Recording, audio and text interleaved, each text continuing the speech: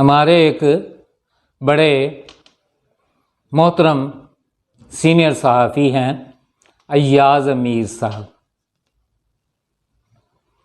آج ان پر قاتلانہ حملہ ہوا ہے۔ کل انہوں نے ایک جگہ عمران خان پر تنقید کی تھی۔ تنقید دوسری پارٹیوں پر بھی ہوتی ہے، سنتے ہیں لوگ، اس کو مانتے ہیں نہیں مانتے سارا، لیکن جب انہوں نے ان پر تنقید کی، آج جو ہوا کہ ان پر حملہ کرنے آگے لوگ۔ کیوں؟ کیونکہ پی ٹی آئی کوئی سیاسی پارٹی نہیں ہے، یہ ایک کلٹ ہے، یہ ایک فرقہ ہے، یہ ایک مافیا ہے۔ اگر اس کا کسی سے موازنہ ہو سکتا ہے تاریخ میں تو وہ ہے حسن بن صباح۔ حسن بن صباح کون تھا؟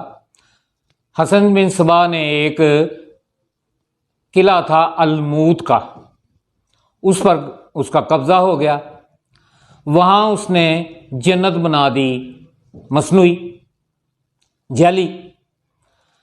وہ جعلی جنت میں یہ کرتے تھے کہ اس کے جو کہلاتے تھے فدائی، وہ عام لوگوں کو ڈھونڈتے تھے، ان کو پلاتے تھے کوکین، جسے عربی میں حشیش کہتے ہیں۔ وہ بے ہوش ہو گئے، ان کو پھر لے آتے تھے اس جعلی جنت میں۔ جب اس کی آنکھ کھلتی تھی تو وہ دیکھتا تھا میں کہاں ہوں؟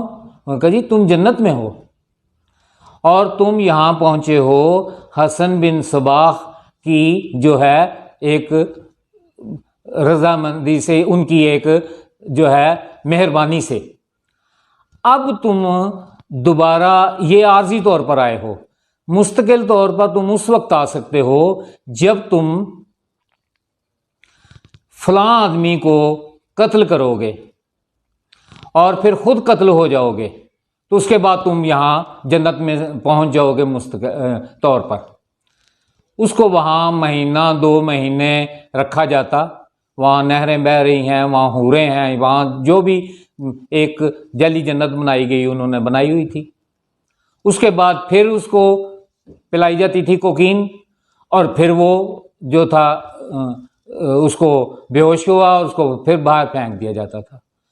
جب وہ جاگتا تھا تو پھر اس کو بڑا جو تھا کہ میں کہاں پہنچ گیا ہوں، تو وہ کیا کرتا تھا کہ وہ اس طرح عقیدت میں اندھا ہوا ہوتا تھا کہ وہ جا کر اس آدمی کو جو انہوں نے ٹارگٹ بتایا تھا اس کو مار دیا جاتا تھا، مار دیتا تھا۔ مارنے کے بعد پھر اس کے محافظ بھی بعض اوقات اس کو مار دیتے تھے، بعض اوقات بچ جاتا تھا یا جو بھی تھا۔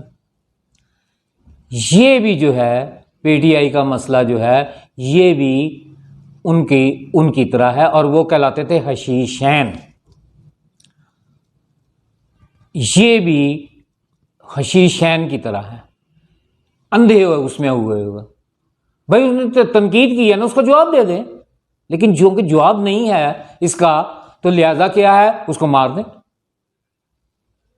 تو ایاز امیر صاحب پر جو حملہ ہوا ہے اور یہ ہے وہ ایک جو ہے ایک معمولی، میرے نزدیک معمولی ہے، مجھ پر کوئی تنقید کرے میں تو سنوں گا، ٹھیک ہے، اس کو مانوں یا نہ مانوں، اگر سچی بات ہے مانوں گا، نہیں ہوگا نہیں۔